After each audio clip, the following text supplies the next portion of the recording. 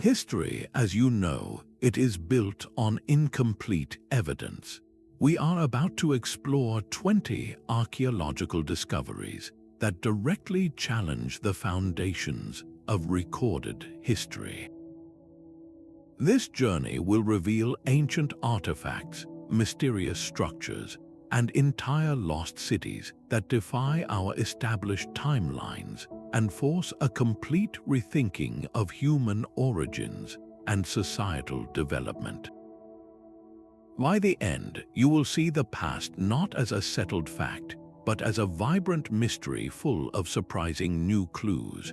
How did a 2,000-year-old device function like a complex computer? And who built a massive temple complex thousands of years before farming began? What does it truly mean to rediscover a forgotten chapter of our own story at the bottom of the Mediterranean Sea? Encrusted in sea life and forgotten by time, lay a secret that would shatter our understanding of ancient technology.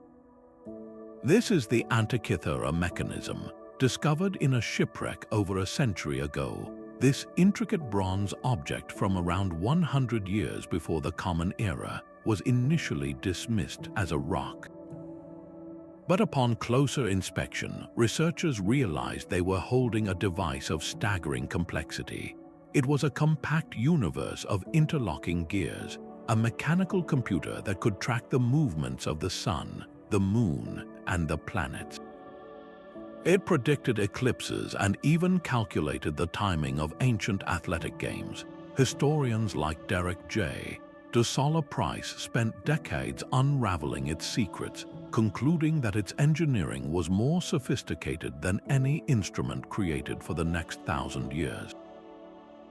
How could a civilization from over 2,000 years ago possess the knowledge to build such a precise machine without the tools we consider essential today? This was not merely a calendar or a simple clock.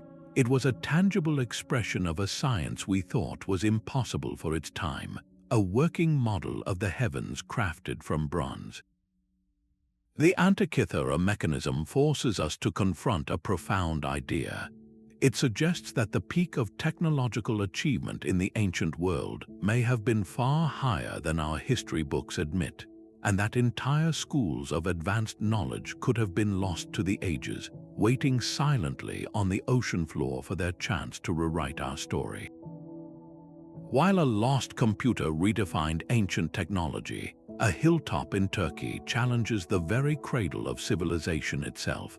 This is Göbekli Tepe, a sprawling complex of stone circles erected around 9,600 years before the Common Era. That is a staggering 6,000 years before Stonehenge was built.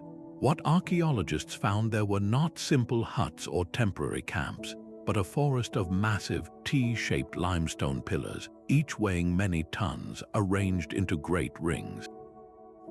These monoliths are not blank. They are covered in beautifully carved reliefs of foxes, scorpions, vultures, and lions, a stunning gallery of artistic expression from a time we thought was consumed only by survival. The man who brought this site to world attention, archaeologist Klaus Schmidt, called it a cathedral on a hill. The sheer scale of the work implies that hundreds of people had to be coordinated to quarry, transport, and erect these stones. This presents a monumental puzzle. According to established history, this should be impossible. Göbekli Tepe was built by hunter-gatherers, a society that supposedly roamed in small bands, constantly searching for their next meal. They had not yet invented farming, they had no permanent settlements, and they were not supposed to have the social organization, the spare labor, or the symbolic belief system required for such an ambitious project. So why did they build it? The prevailing theory is that Göbekli Tepe was a ritualistic center, a place of gathering and shared belief that may have actually spurred the development of agriculture nearby to feed the workers building this sacred space. This turns the entire story of human progress on its head.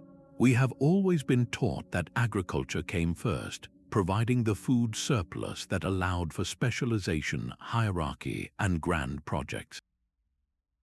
But Göbekli Tepe suggests the opposite, that a shared spiritual vision and a desire to build something monumental may have been the engine that drove humanity to settle down and invent farming.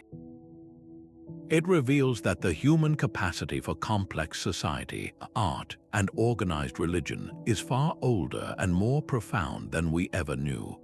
This single site rewrites our deepest assumptions, proving that the seeds of civilization were planted not in fertile fields, but in the minds of people we are only just beginning to understand.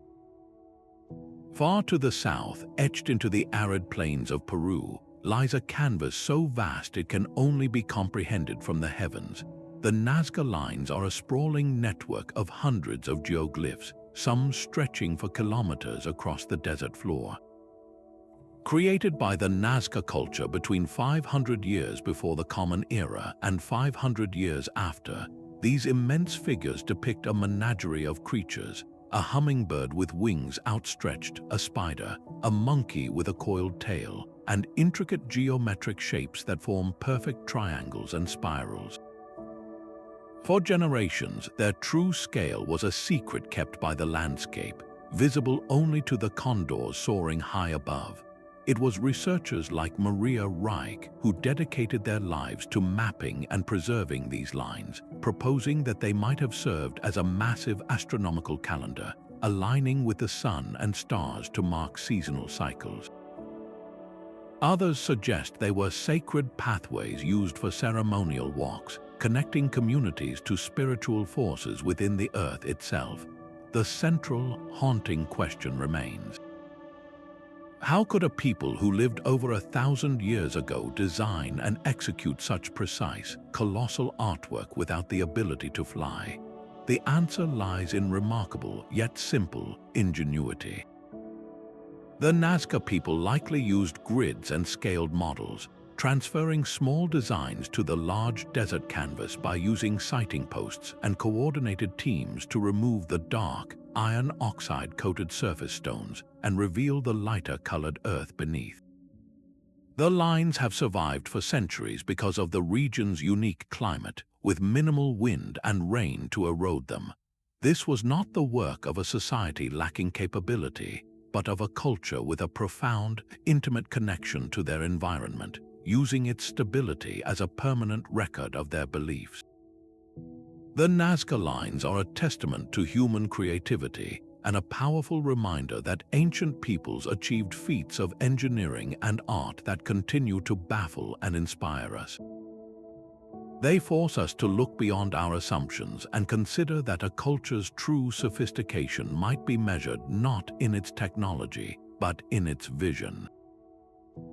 This same spirit of unexpected connection reaches across the globe, to a time when continents that seem separate today were linked by journeys we are only beginning to trace. A single piece of parchment could redraw the map of the world. The Vinland Map, unveiled to the public in the 1960s, presented a breathtaking claim. It appeared to be a 15th century document that depicted a landmass west of Greenland labeled as Vinland, seemingly illustrating Norse voyages to North America long before Christopher Columbus set sail. If genuine, this map would be a stunning prelude to the age of exploration, a tangible piece of evidence supporting the Norse sagas and archaeological sites like Elance Ox Meadows in Newfoundland. That confirmed settlement proves the Norse did reach the continent, but the map promised something more: a wider cartographic knowledge of these new lands. Yet from the moment it appeared, the map was shrouded in controversy. Scientific analyses focused on the very substance of the document.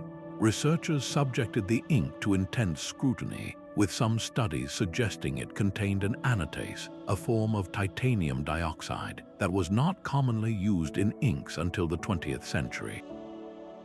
This raised the alarming possibility of a modern forgery. Scholars like Kirsten Seaver have argued compellingly that the map is a brilliant, deceptive creation, perhaps intended to rewrite history for fame or fortune.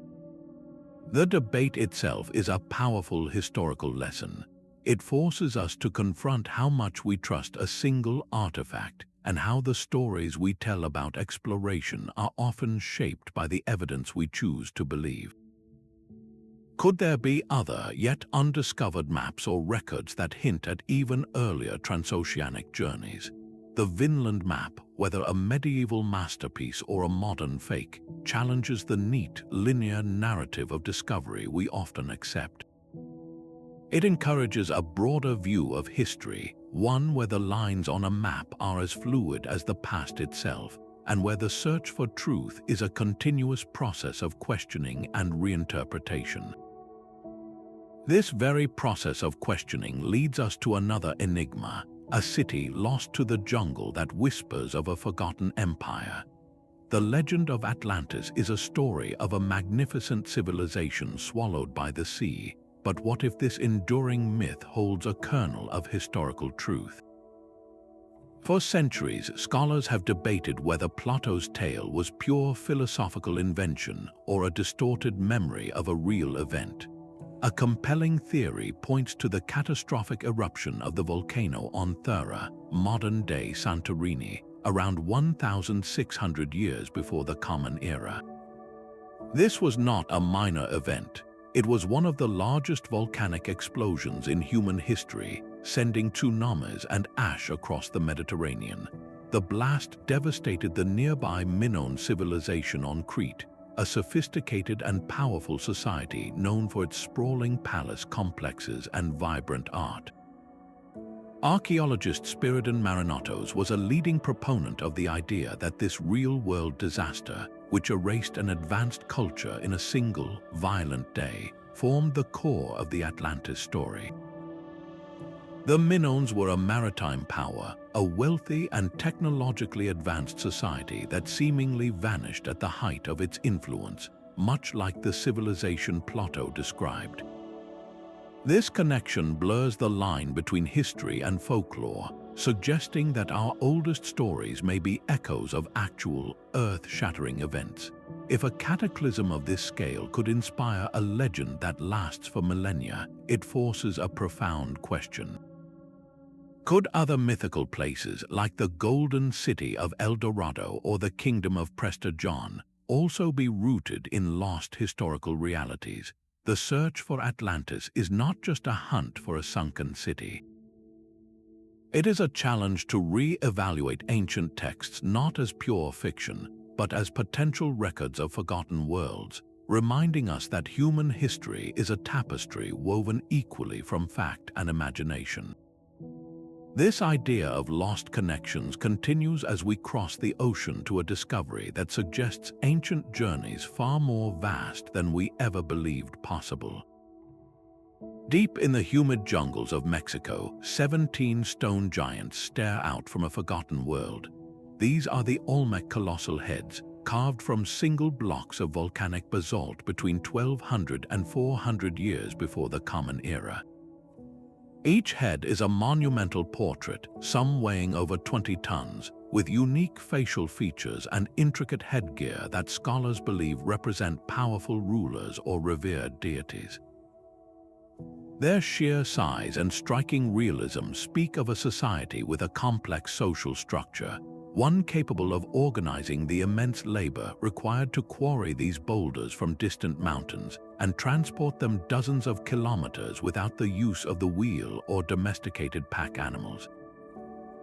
Archaeologist Matthew Stirling's pioneering work in the 1930s and 40s brought these heads to global attention, revealing that the Olmec were not a simple, nascent culture but the supposed mother civilization of Mesoamerica. How did they accomplish such a feat of engineering? The answer lies in sophisticated knowledge of local resources and human coordination, likely using log rollers, rope, and vast teams of workers to move these stones across rivers and through dense jungle. This was more than an artistic achievement. It was a declaration of power and identity, demonstrating a level of political organization and technical skill that historians once believed did not emerge in the Americas until much later. The Olmec legacy is etched not only in stone but in the foundations of every subsequent culture in the region, from the Maya to the Aztec, proving that the roots of civilization in the Americas run far deeper than we knew. Their silent, watchful faces challenge us to look beyond our assumptions and ask where else the first sparks of complex society might have ignited. This very question leads us to another profound mystery, one that involves strange, indecipherable symbols that could rewrite the history of human communication. The quiet waters of a lake in northern Greece held a secret far older than anyone could have guessed. Discovered in the remains of a prehistoric settlement, the Dispilio Tablet is a simple piece of wood, yet its surface is marked with a series of carefully inscribed symbols. Dated to around 5,260 years before the Common Era, this artifact is a profound enigma. It is centuries older than the earliest known Sumerian cuneiform, the writing system long considered the birthplace of all recorded communication. The researcher George Almusiades, who studied the tablet extensively, proposed that these markings are not random scratches but a structured system of signs, a potential prehistoric script. What does this imply for the story of human thought? It suggests that the drive to record information, to communicate complex ideas beyond simple pictures, may have ignited independently in different parts of the world at a much earlier date. This is not just about pushing back a timeline. It challenges the very core of a linear narrative of cultural progress, the idea that civilization and all its components, including writing, developed in one place and then slowly spread to others.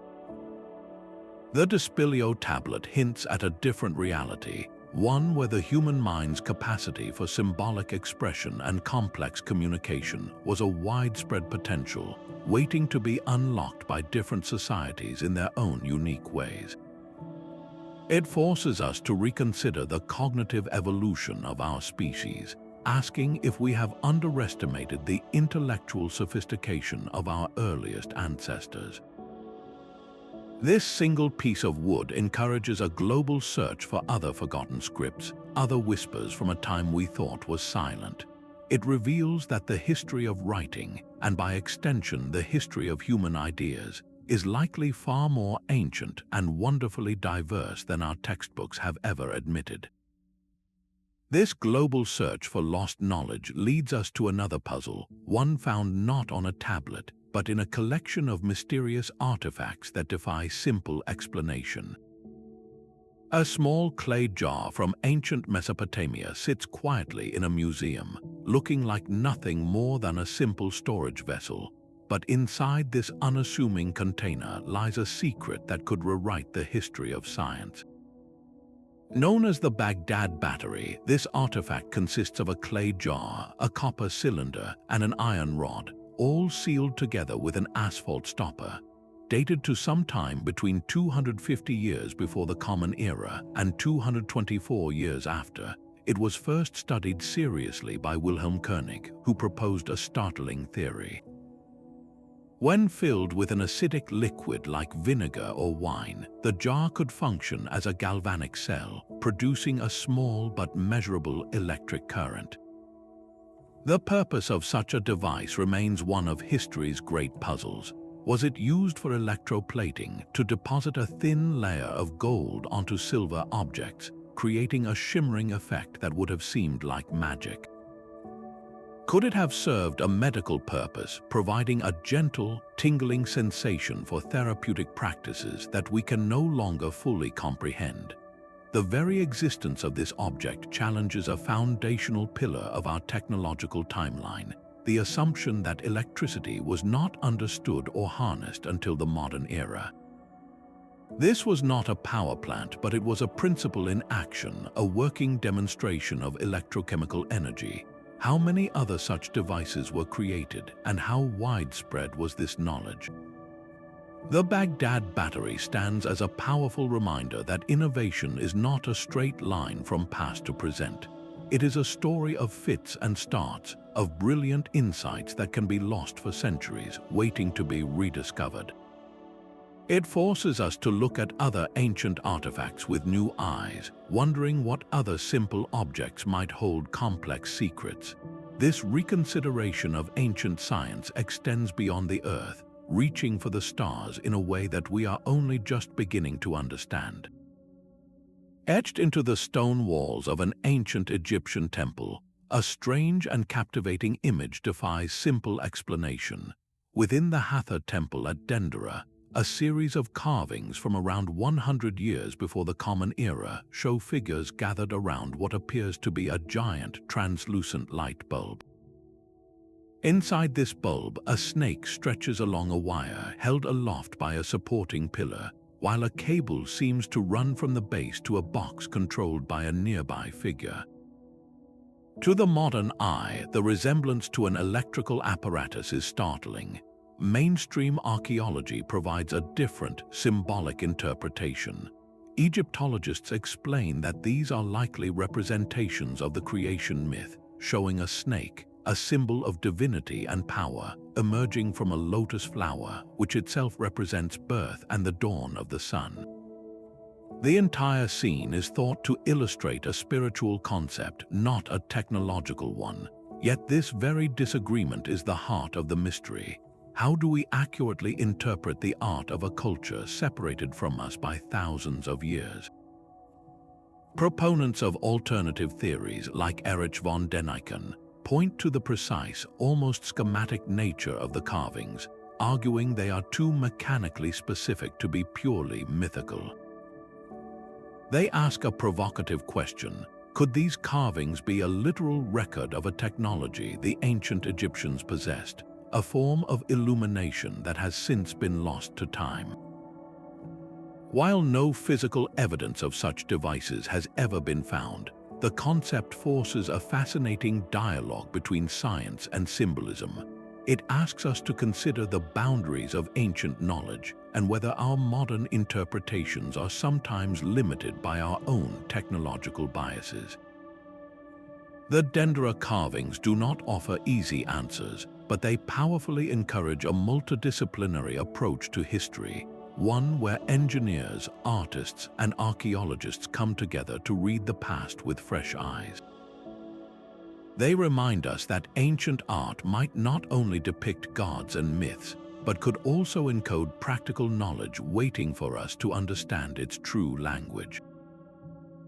This challenge to our perception of ancient capability extends beyond carved stone to entire structures built with a precision that should have been impossible. High in the Andes, the walls of Sacsayhuaman stand as a testament to an engineering miracle. This fortress complex near Cusco, Peru, was constructed by the Inca Empire around the 15th century, and its sheer scale is breathtaking. The site is composed of colossal limestone blocks, some weighing as much as 200 tons, each one painstakingly cut and fitted against its neighbors. The precision is so exact that the stones lock together in a seamless, three-dimensional jigsaw puzzle, with joints so tight that not even the blade of a knife can slip between them. This was accomplished without mortar, without iron tools, and according to mainstream history, without the wheel. The Spanish chronicler Garcilaso de la Vega recorded Inca oral histories describing its construction, yet the actual methods used remain one of the great enigmas of the ancient world. How did they achieve such flawless accuracy with seemingly rudimentary technology? The answer likely lies in a profound, accumulated knowledge of stone. Experts suggest the Inca masons used a technique of trial and error, repeatedly fitting and refining each block by grinding them together with sand and water until the contact was perfect.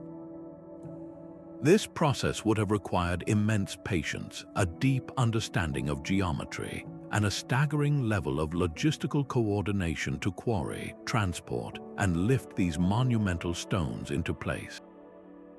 Sacsayhuaman is not merely a wall, it is a masterclass in seismic engineering. The interlocking, irregular blocks allow the entire structure to sway and settle during an earthquake without collapsing, a design principle that has kept it standing for centuries while modern buildings around it have fallen. This challenges the very notion of technological progression, forcing us to acknowledge that ancient indigenous societies possessed engineering insights that we are only just beginning to appreciate. It pushes us to look at other megalithic sites around the world with renewed respect, wondering how many other forgotten techniques are locked within their stones. This profound question of time and human achievement leads us to another discovery, one that digs even deeper into the past to ask when humans first set foot in the Americas. A quiet construction site in Southern California unearthed a mystery that would shake the very timeline of the Americas. Workers excavating for a new highway in the 1990s uncovered the scattered remains of a mastodon, an ancient relative of the elephant. At first, it seemed like a standard paleontological find, but when a team led by archaeologist Stephen Holan examined the bones, they found something extraordinary. The heavy limb bones and ribs were not just broken, they were shattered in a specific spiral pattern that occurs when fresh bone is struck with great force. Nearby lay several large, heavy cobblestones that showed clear signs of being used as hammers and anvils. The mastodon's remains were dated to around 130,000 years ago. This date is the heart of the controversy. The long-accepted model for the peopling of the Americas places the first human arrival at around 15,000 years ago. The evidence from the Cerutti Mastodon site suggests a human presence more than 100,000 years earlier. Who could these people have been? The proposed tool users were not necessarily Homo sapiens like us. Holan and his team suggest the marks could have been made by an earlier, archaic species of human, such as Denisovans or Neanderthals, who somehow made a journey across land bridges or even by sea that we never thought possible. This single site challenges the entire narrative of human dispersal, forcing a profound question.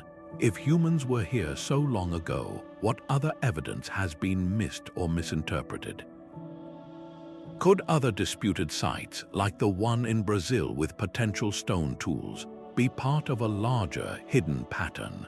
The Cerutti Mastodon find does not just add a few extra years to the timeline, it demands a complete rethinking of human resilience and migratory ingenuity. It highlights a fundamental truth of archaeology, that a single discovery can overturn the story we thought was settled, urging us to look at every ancient landscape with fresh, open eyes. This search for lost human journeys now leads us across the ocean to a collection of artifacts that suggest the ancient world was far more interconnected than we ever believed. A single silver coin, no larger than a thumbnail, was found nestled in the soil of a Native American settlement in Maine. This is the Maine Penny, a Norse artifact minted between 1065 and 1080 during the reign of King Olaf Kyrre. Its discovery in a context dated to the 1200s is a historical whisper of profound significance. How did a coin from medieval Norway end up on the other side of the Atlantic, centuries before the voyages of Columbus? The straightforward explanation, championed by numismatists like Kolbjorn Skar, who authenticated the coin, is that it traveled not across the ocean directly, but down vast and intricate indigenous trade networks that crisscrossed North America. It could have been passed from hand to hand over immense distances, perhaps originating from the known Norse settlement at Elance Orks Meadows in Newfoundland. Yet its presence challenges a long-held, isolationist view of the pre-Columbian world, a perspective that saw the continents as entirely separate until 1492. This tiny piece of silver forces us to envision a more connected ancient America, where objects and ideas could move across thousands of miles, and where brief, perhaps sporadic, encounters between cultures may have occurred. It asks a tantalizing question: If one coin made this journey, how many other objects, stories, or even genetic markers hint at forgotten interactions now lost to time? The Maine Penny does not rewrite history with a bold stroke, but it etches a delicate, important line into our map of the past, suggesting that the human story is one of unexpected meetings and long-distance connections. This theme of intricate, almost hidden knowledge extends to another ancient system, one that calculated time with a precision that rivals our own modern methods. A map drawn in 1513 by the Ottoman Admiral Piri Reis presents a geographical riddle that has baffled historians for generations. This intricate world chart, discovered in the Topkapi Palace in Istanbul, depicts the coastlines of the Americas and, most astonishingly, a landmass that appears to be Antarctica. The controversy lies in the detail. The map shows the Queen Maud Land region of Antarctica, but it is drawn without its thick, miles-deep ice cap, a feature that has concealed the continent's true topography for millions of years. How could a 16th-century cartographer have known the shape of a land buried under ice for millennia? The historian Charles Hapgood became the map's most famous proponent, arguing that it must have been compiled from far older, now lost source maps created by an advanced seafaring civilization that mapped the world in a remote prehistoric era. The debates surrounding the Piri Reis Map are fierce. Skeptics point out that the admiral himself wrote that he used many source maps, including those from Columbus, and that the landmass could be a speculative, distorted version of South America. They argue that the apparent accuracy is a coincidence, a trick of projection that seems to align with modern knowledge only when viewed through a particular lens. Yet, the map's existence forces a powerful question about the preservation of knowledge. Could it be a surviving fragment of a vast, ancient cartographic tradition, a ghost of a library that burned long ago? It pushes us to consider the possibility that our planet was charted long before the age of European exploration, not with satellites, but with a sophisticated understanding of the world that was later forgotten.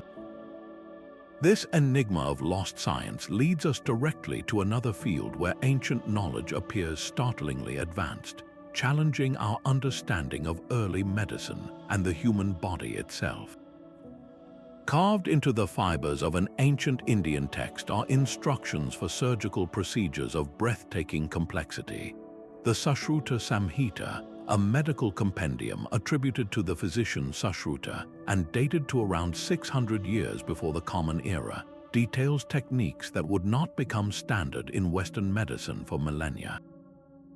This is not a collection of simple remedies, but a precise manual describing rhinoplasty, the reconstruction of the nose, cataract removal, and even early forms of plastic surgery.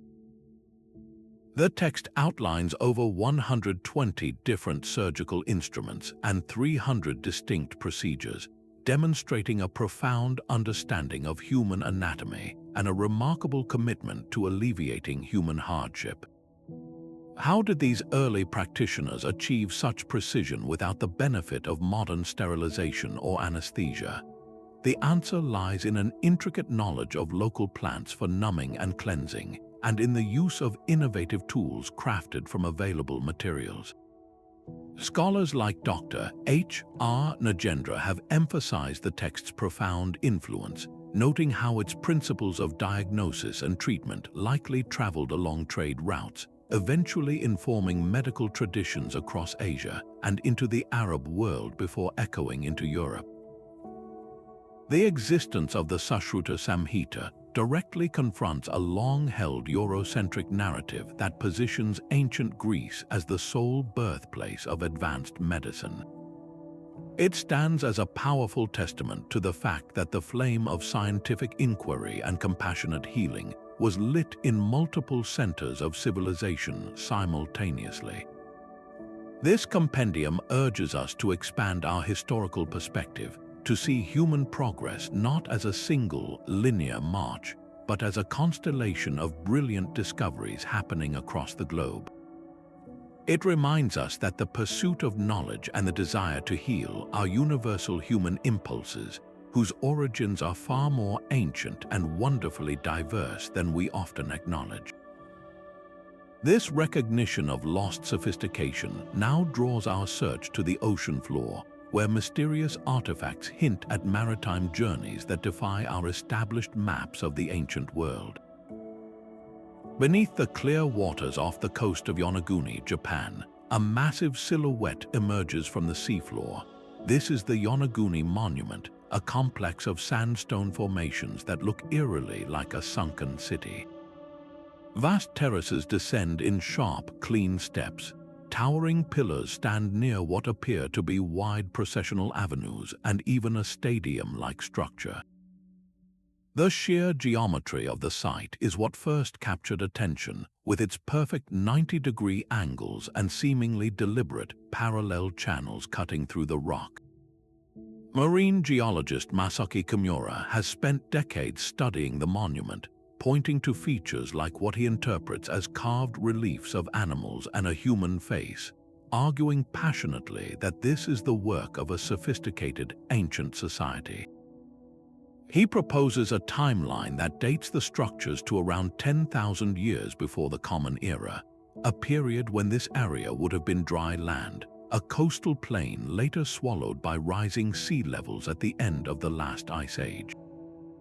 This single theory, if proven, would shatter our understanding of prehistoric Japan, suggesting a complex culture capable of monumental architecture at a time when humans were supposedly only simple hunter-gatherers. Yet the mystery is deeply contested. Other scientists, like geologist Robert Skock, offer a different explanation. They argue that the peculiar shapes are the result of natural geological processes. Sandstone in this region naturally fractures along right angles due to tectonic activity, and the powerful underwater currents could have eroded the rock into these striking, but entirely natural forms. The debate itself is a fascinating lesson in how we interpret the past. Are we seeing what we want to see, a lost world beneath the waves, or is this a spectacular example of nature's own artistry? The Yonaguni Monument, whether a human creation or a natural wonder, forces a profound question. If so much of the human story unfolded on coastal plains that are now underwater, how many other chapters of our history remain hidden, waiting to be rediscovered in the silent depths? This search for lost origins now pulls us from the ocean back to the forge, to a discovery that questions the very beginnings of human industry. Standing in a quiet courtyard in Delhi is a 7-ton iron pillar that has defied the laws of chemistry for over 1,600 years. Erected during the reign of Chandragupta II around 400 years of the Common Era, this massive column of wrought iron shows a near-total resistance to the rust that consumes modern steel in a fraction of the time. It is not merely old, it is a monument to a forgotten scientific principle. The secret lies in its unique composition, a high phosphorus content and a low sulfur and manganese ratio, which over centuries allowed a thin, protective film to form on its surface, a passive layer that shields the metal beneath from the elements. This was not an accident, as materials scientist R. Balasubramaniam has detailed. It was the result of a sophisticated and deliberate forging technique, where ancient blacksmiths expertly hammered and welded individual discs of iron into a single, flawless monument. How did they achieve such purity and durability without the advanced furnaces and controlled environments we consider essential today? The pillar stands as a direct challenge to the linear narrative of technological progress, forcing us to acknowledge that specific areas of ancient expertise, particularly in metallurgy, reached heights that would not be replicated for centuries. It is a testament to a culture that possessed a profound, hands-on understanding of materials science, an innovation born from observation and skill that we are only now fully appreciating through modern analysis. This single artifact urges a complete re-evaluation of historical capabilities, reminding us that the past was not a simple prelude to the present, but a landscape dotted with peaks of advanced knowledge that were later lost. This journey into the origins of human ingenuity now leads us from the forge to the canvas of a cave, where the earliest sparks of symbolic thought left their mark. 70,000 years ago, in a cave overlooking the Indian Ocean, someone sat and carefully carved a series of geometric lines into a piece of soft red ochre. Discovered at Blombos Cave in South Africa, these artifacts are not simple tools or accidental scratches. They are a crosshatch of deliberate, repeating patterns, a kind of abstract code etched into stone. For lead archaeologist Christopher Henshelwood, these were not doodles. They were evidence of a cognitive revolution. This was a mind capable of symbolic thought, of assigning meaning to an image that represented something beyond itself. This simple act of engraving challenges a foundational belief about our own species, the idea that complex cognition, the kind necessary for language and culture, only emerged around 40,000 years ago with the famous cave paintings in Europe. Blombos forces that timeline to shatter. What do these markings truly represent? They could be a map, a record of lunar cycles, a marker of identity, or simply the earliest known artwork. Their precise meaning is lost to us, but their existence is a profound message from the deep past. They tell us that the human capacity for abstract thought, for creating and understanding symbols, is far older than we ever suspected.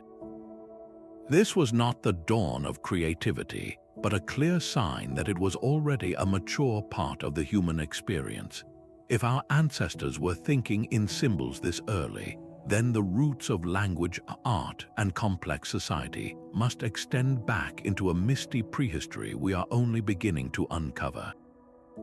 The Blombos engravings are a silent testament to a fundamental truth, that the spark of modern human consciousness, the very thing that allows us to tell stories and seek meaning, was lit not in a European cave, but on a South African shore tens of thousands of years earlier. This early expression of a mind looking for patterns in the world finds a stunning echo in another ancient achievement, one that mapped patterns not on stone, but across the vast canvas of the night sky.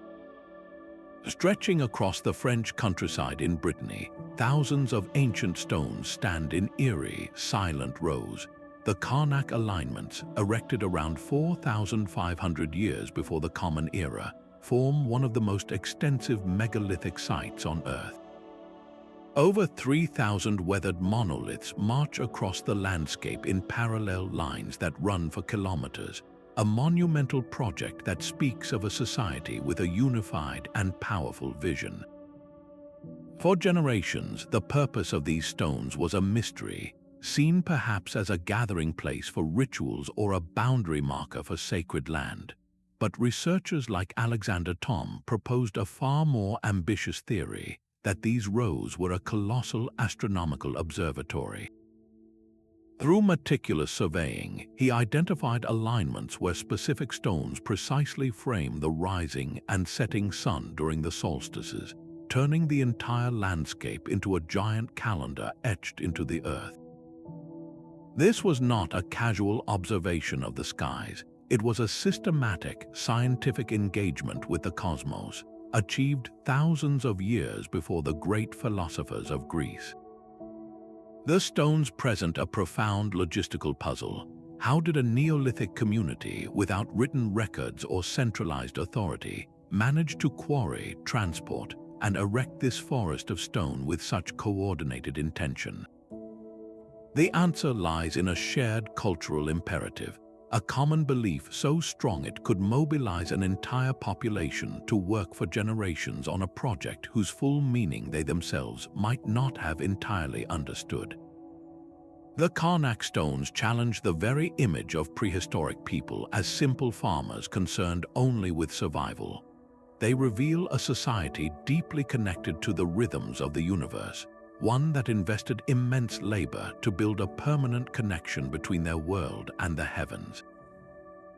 This desire to mark time and understand celestial patterns suggests that the drive for scientific inquiry is as ancient as humanity itself, rooted not in technology, but in a fundamental need to find our place in the cosmos.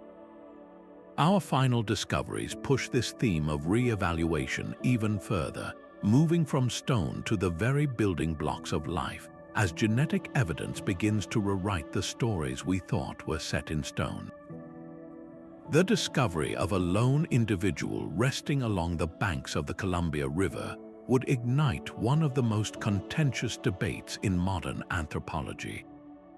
Known as the Kennewick Man, these ancient remains found in Washington state were dated to around 9,000 years ago, placing this person at the very dawn of human history in the Americas. The initial analysis by anthropologist James Chatters revealed a startling anatomical profile, with features that did not seem to align neatly with those of modern Native American populations. This single set of remains suddenly suggested that the story of the first Americans might be far more complex than a single migration event. The ensuing scientific and legal discussions highlighted the profound ethical questions surrounding such discoveries, asking who has the right to speak for the most ancient past. Advanced genetic studies performed years later would ultimately confirm a deep ancestral connection to present-day indigenous communities in the region. Yet the journey to that conclusion fundamentally reshaped our approach. The Kennewick Man became more than an individual, he became a lesson in humility. His story forces us to confront the limitations of our own assumptions, revealing that the peopling of the continents was likely a tapestry woven from multiple threads of migration, isolation, and interaction. How many other untold stories are waiting in the soil, their truths not written in texts but encoded in bone and DNA? This case powerfully demonstrates that to truly understand human history, we must weave together the separate strands of archaeology, oral tradition, and cutting-edge science. It is a poignant reminder that every individual from the distant past carries a universe of information, if we are only willing to listen with all the tools at our disposal. This final synthesis of evidence now brings us to a discovery that encapsulates the grand, interconnected mystery of our entire journey. In the dry, salty earth of China's Tarim Basin, time stopped for a group of individuals whose very presence there defies expectation. These are the Tarim Mummies, naturally preserved by the arid climate and dating from around 1,800 years before the Common Era to 200 years after. Their features are strikingly Caucasian, with tall frames, high cheekbones, and light-colored hair. Their clothing is equally telling, woven from woolen textiles and felted fabrics that display patterns and weaving techniques with clear links to Western Eurasia. For decades, their origin was a profound puzzle. How did people who looked like they belonged in Europe end up resting in the heart of Asia thousands of years ago? The work of archaeologist Victor Mayer and others has been crucial in unraveling this mystery.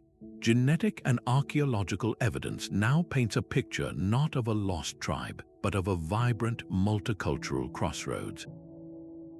These individuals were not isolated anomalies. They were part of early Bronze Age migrations, travelers and settlers who moved across the vast steppes, bringing their traditions, their genes, and their skills with them.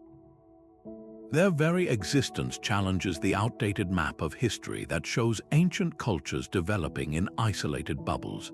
Instead, the Tarim Mummies are a powerful testament to a prehistoric world already knitted together by extensive trade and migration networks, a global tapestry being woven long before the Silk Road was given a name. This final discovery brings our journey to a profound close. From a 2,000-year-old computer to Caucasian mummies in China, each of these 20 findings shares a common thread. They are not merely curiosities, they are corrections. They challenge the foundations of recorded history not to destroy our past, but to enrich it, revealing a human story far more complex, interconnected, and ingenious than we ever learned. Our understanding of history is not a closed book, but a living narrative, constantly being rewritten by the quiet, patient evidence waiting just beneath the surface. These scattered pieces of a vast historical puzzle begin to form a startling new picture when viewed together. A consistent theme emerges from these 20 discoveries, a pattern of technological brilliance that surfaces, vanishes, and is later independently rediscovered. The Antikythera Mechanism and the Baghdad Battery are not just isolated marvels. They are echoes from a past where the spark of innovation was struck repeatedly, only to be dimmed by the passage of time. This reveals a core truth about human progress. It is not a straight, upward line, but a cycle of peaks and valleys, with entire libraries of knowledge sometimes lost to the ages. Historian Yuval Noah Harari often explores how such evidence dismantles the simple narrative of a steady march forward, suggesting instead a story of fits and starts, of brilliant cultures reaching heights we never credited them with. Another powerful thread connecting these anomalies is the evidence of early global connections. Göbekli Tepe, a spiritual center built by hunter-gatherers, and the Caucasian Tarim Mummies resting in the heart of Asia, both speak of a world far more interconnected than our maps have shown. They hint at vast, ancient networks of trade, migration, and the exchange of ideas that linked continents long before we thought such travel was possible. What overarching pattern can we draw from these global anomalies? They collectively urge us to abandon the idea of history as a collection of isolated, self-contained cultures. Instead, we see a tapestry of humanity, woven with threads of shared ingenuity and unexpected contact. This perspective transforms archaeology from a mere catalogue of facts into a dynamic, living field. It is a continuous process of revision where each new discovery is not just an addition to the story, but a challenge to rewrite entire chapters. This approach does not unsettle our past, it enriches it, revealing a human journey that is more complex, more resilient, and far more fascinating than we ever imagined. It also prepares us for the discoveries yet to come, inviting us to look upon every new find not as an endpoint, but as a new beginning for our understanding. From the intricate gears of the Antikythera Mechanism to the interlocking stones of Sacsayhuaman, these 20 discoveries are more than a collection of curiosities. They are profound corrections, each one revealing a gap in our recorded history and highlighting a startling ingenuity that we once thought impossible. This journey through time has shown us a world where hunter-gatherers built cathedrals, where ancient surgeons performed complex operations, and where entire continents may have been connected long before our textbooks suggest. What does this mean for our understanding of the past? It means that history is not a closed book written in stone, but a living, evolving narrative. Each of these artifacts and sites is an open invitation to question our assumptions and to embrace the beautiful uncertainty of our shared human story. The past is not a settled fact, but a vibrant conversation between what we think we know and the evidence that quietly waits to be found. Perhaps these revelations will change how you see a museum exhibit or inspire you to pick up a book on a civilization you have never explored. Maybe they will simply remind you that the world is far more mysterious and wonderful than it seems. If this journey through forgotten chapters has sparked your curiosity, you can continue exploring with us. Liking this video helps others discover these mysteries, and subscribing ensures you will not miss our next deep dive into the enigmas of our past. We would love to hear which discovery surprised you the most, so feel free to share your thoughts in the comments below. Together, let's keep unraveling the incredible story of who we are